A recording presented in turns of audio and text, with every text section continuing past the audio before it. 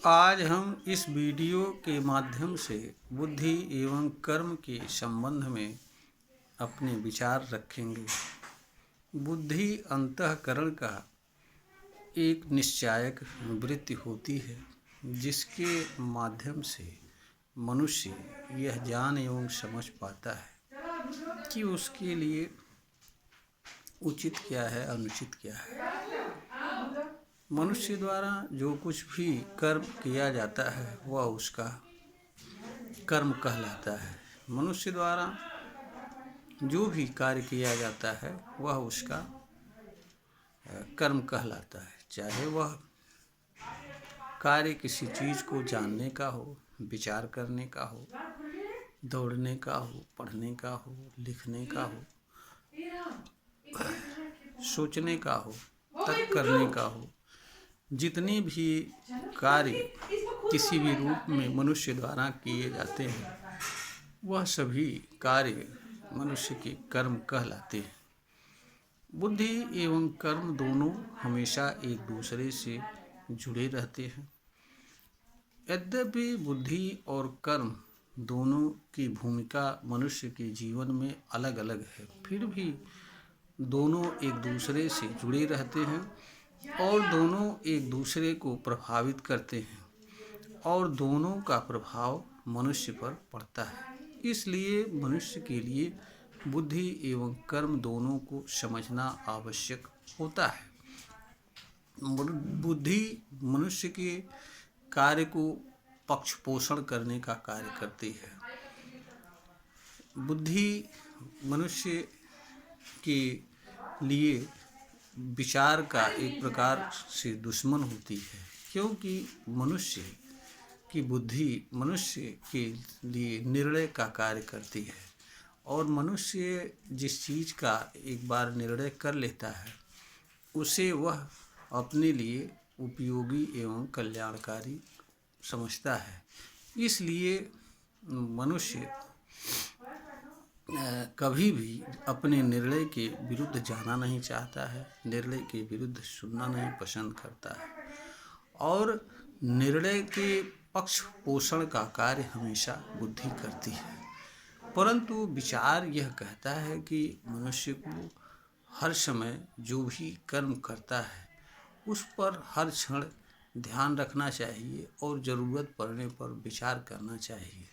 और किसी भी कारण से अगर मनुष्य को ऐसा प्रतीत होता है कि उसके बुद्धि द्वारा जो निर्णय लिया गया है या उसके द्वारा जो भी निर्णय लिया गया है वह गलत है या उसके द्वारा किए जाने वाले पर कर्म का परिणाम जैसा वह चाहता है वैसा नहीं आ सकता है, तो मनुष्य को अपने कर्म में बदलाव करना चाहिए या वह चीज़ें करना चाहिए जिस निमित्त वह कर्म कर रहा होता है उसकी पूर्ति के लिए जो सहायक चीज़ें होती हैं उन्हें मनुष्य को करना चाहिए।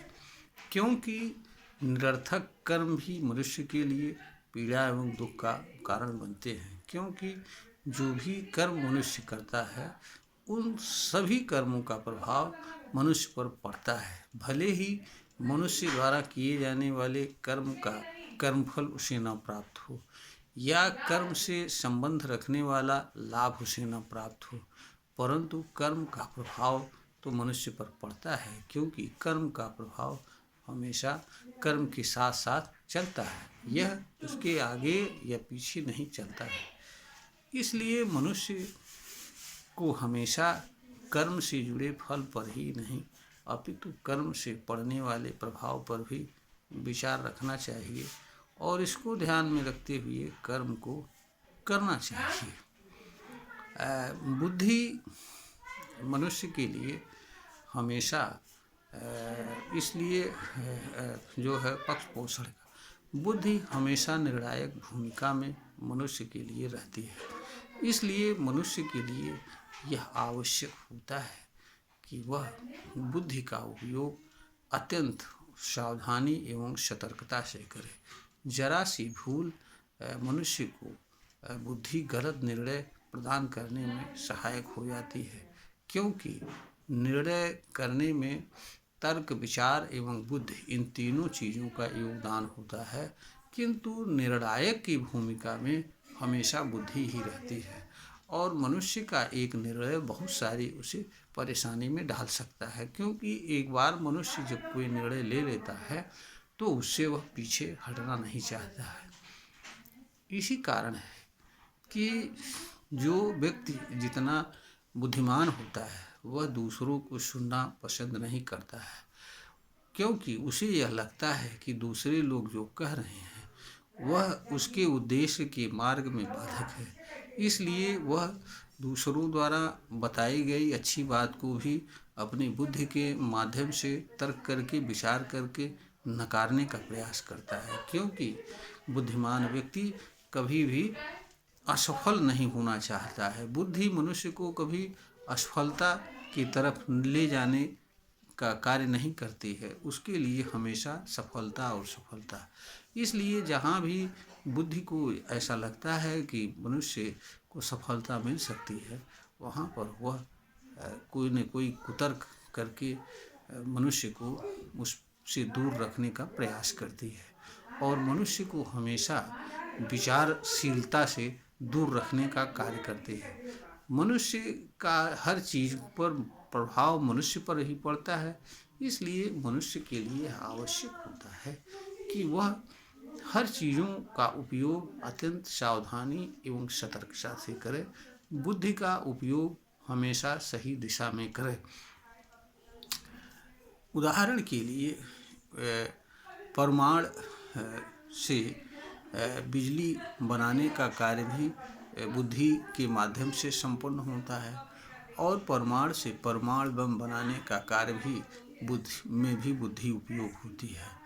अब बुद्धि मनुष्य के ऊपर निर्भर है कि वह बिजली बना करके मानव समाज के लिए कल्याण का काम करना चाहता है या वह अपनी बुद्धि को लगा करके बम बना करके विनाशकारी कार्य करने के लिए अपनी बुद्धि का उपयोग करता है।